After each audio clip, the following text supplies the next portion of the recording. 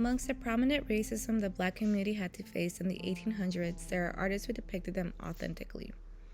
The influence of art is grand, and the power the artist holds can shape the way the audience perceives the world, people, and their culture.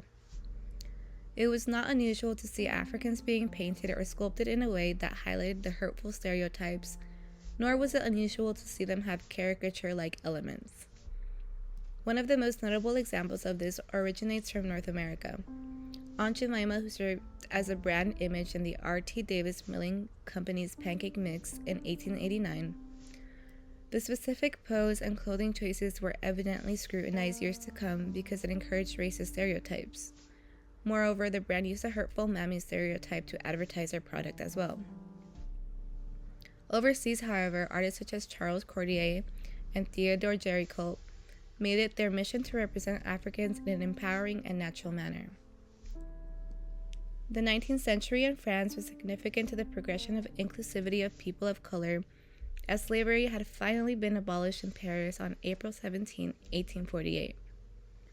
Soon after, Charles Cordier released one of his many notable busts, Sudanese Man, accompanied with another sculpture years later, Woman from the French Colonies. Charles Henry Joseph Cordier was a French sculptor who was born on October 19, 1827. He was born in Cambrai, France, and he trained at the Petite École in Paris. Around the year 1856, he traveled to Algeria, which is located in northern Africa. This trip and the various other trips he took were sponsored by the government in order to capture and produce authentic artwork of the different cultures. Cordier's main purpose was to emphasize the idea of universality of beauty, rather than creating art that would depict the models he chose in a stereotypical manner. He created his sculptures with accuracy and honesty. The Sudanese Man was made of Algerian onyx, marble, bronze, and enamel. His face is made out of bronze, producing a rich, deep, dark brown. Initially, it was silvered, however, with time it oxidized into the dark color that we see now. This is significant as the choice to use dark materials opposed to white marble was not seen often. However, he still incorporated marble into his work. The mantle and turban is made up of onyx marble. The marble is a cream color with natural warm-toned stripes running throughout it, which again was not common practice. It adds natural color and dimension to the mantle, which creates a nice juxtaposition to the cool tone of the sculpture's skin. It is said Cordiers purposely used onyx to render the colorful effect of oriental fabrics.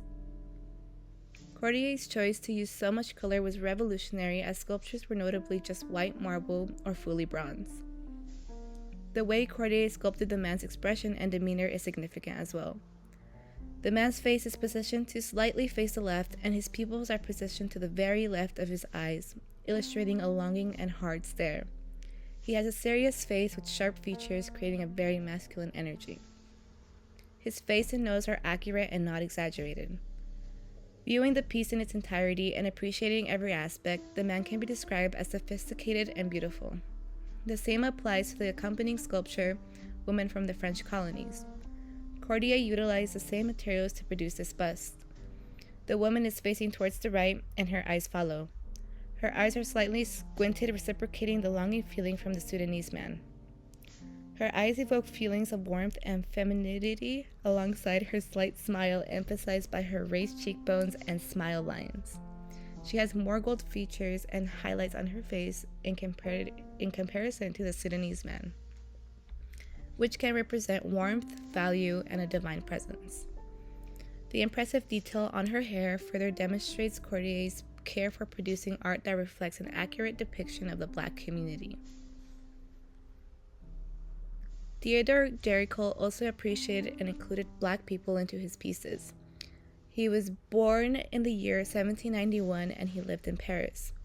In 1811, he attended the École des Beaux-Arts. He is most known for his painting, The Raft of the Medusa. Within the same year of that piece, he also produced the study of model Joseph. Joseph lived in a community alongside other free Black residents in Paris, as well as some artists. Géricault encountered Joseph at an acrobat show. He posed for the portrait for the famous The Raft of Medusa. painting, which opened up many doors for him. Soon he was posing for various other artists and became a registered model at the École des Beaux-Arts. The medium he used to create his portrait is oil on a canvas. Géricault strategically chose to utilize muted colors as it ties back to the tragic shipwreck. Joseph is wearing a military uniform similar to the uniform the soldiers who survived wore on Medusa. The dark background creates a sinister and hopeless feeling, as dark colors are commonly associated with death, despair, and sadness. Moreover, the expression he has further establishes the feel of the artwork. His eyes specifically are highlighted as they look watery and tired. His gaze conveys feelings of sorrow and trauma as he is staring off into the distance. His lips are straight, and there's hardly any facial emotion that can be noted. Everything is said through his eyes. It appears as though tears are forming and ready to fall because of Géricault's choice in using white to make them glisten. The shadow and dark colors further emphasize his eyes, really capturing the audience's attention. Géricault supported the abolishment of slavery and appreciated their culture. Thus, his painting of Joseph is true to him. He did not stereotype or exaggerate his features in any racist way. It was common for there not to be positive black representation in artwork. More often than not, if they were included in art pieces, it was done in a stereotypical and racist manner.